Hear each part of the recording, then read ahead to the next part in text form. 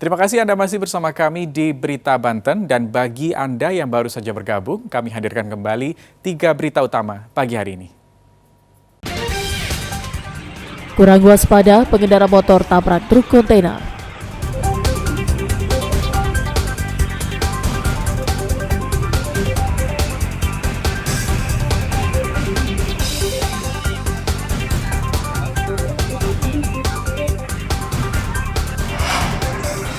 Hujan deras, terowongan tol terendam banjir.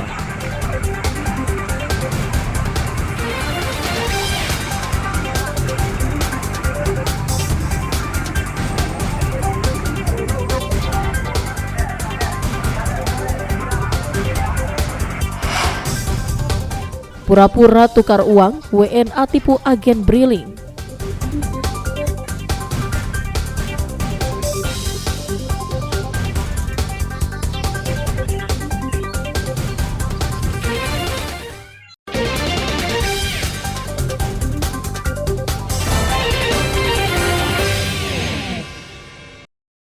Anggota Polsek Cisauk menangkap puluhan remaja yang akan tawuran di perumahan Serpong City Paradise di Kecamatan Setu, Tangerang Selatan. Peristiwa bermula saat tim Opsnal tengah berpatroli dan menerima laporan warga yang melihat puluhan remaja sedang berkumpul dan diduga akan melakukan tawuran. Tim langsung merespon menuju lokasi dan mengejar sejumlah remaja yang berusaha melarikan diri. Namun polisi sudah bersiap dan berhasil menangkap mereka. Saat digeledah, polisi menemukan sejumlah kantong plastik yang berisi minuman beralkohol serta obat keras golongan G. Polisi juga menemukan berbagai senjata tajam yang disembunyikan di semak-semak sekitar remaja ini berkumpul. 49 remaja yang ditangkap diketahui berasal dari Tangerang Selatan, Bogor, dan Jakarta.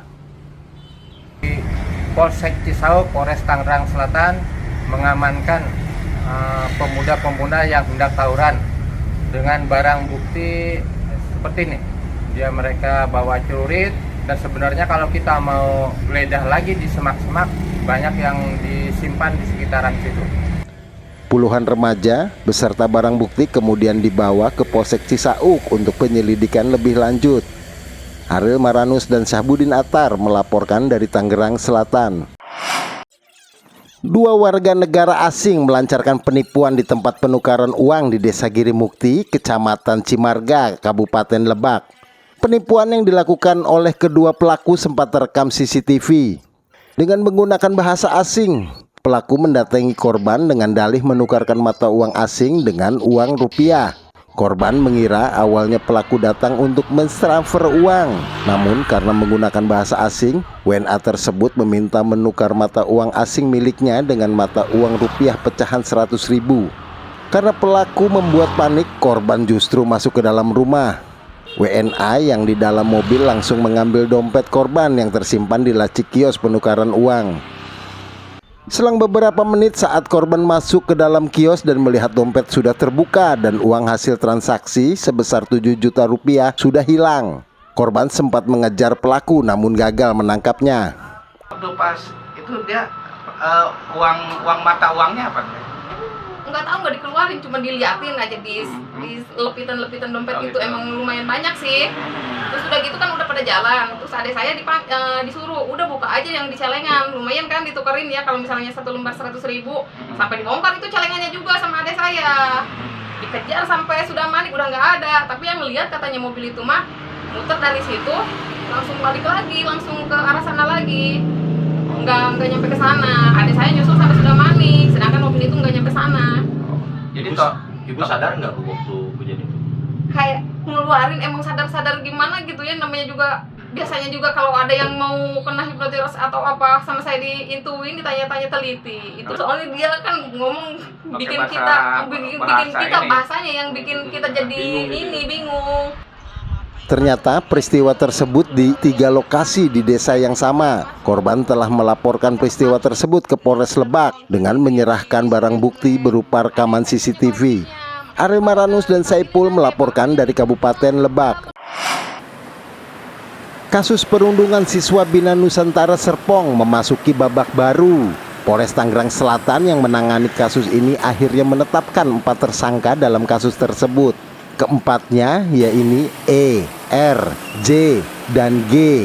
Mereka terlibat langsung dalam kejadian perundungan yang terjadi di salah satu warung yang berada di belakang sekolah SMA Binus. Dari 4 orang tersebut, 1 diantaranya adalah alumni, sementara 3 lainnya masih berstatus pelajar Binus. Selain itu, 8 orang lainnya juga terlibat dalam kasus ini, ditetapkan sebagai anak yang berkonflik dengan hukum. Berdasarkan penyelidikan polisi, perundungan sendiri terjadi 2 kali, yakni pada 2 Februari dan 13 Februari. Motif para pelaku yakni balas dendam terhadap korban karena membocorkan kasus perundungan yang pertama kali kepada kakak korban. Berdasarkan hasil gelar perkara, maka ditetapkan terhadap 4 orang saksi ditingkatkan status saksi menjadi tersangka yang diduga melakukan tindak pidana kekerasan terhadap anak di bawah umur dan atau pengeroyokan sebagaimana dimaksud dalam pasal 76C junto pasal 80 Undang-Undang RI nomor 35 tahun 2014 atas perubahan kedua Undang-Undang RI nomor 23 tahun 2002 tentang perlindungan anak dan atau pasal 170 KUHP. KPAI meminta kerjasama semua pihak untuk menuntaskan masalah ini dan menjadikannya pembelajaran untuk seluruh masyarakat Indonesia agar tidak ada lagi kasus perundungan dan tidak ada toleransi untuk hal tersebut. Korban kekerasan dan anak berkonflik dengan hukum ini bisa diselesaikan dengan cepat sesuai dengan Undang-Undang Perlindungan Anak pasal 59A ayat 1.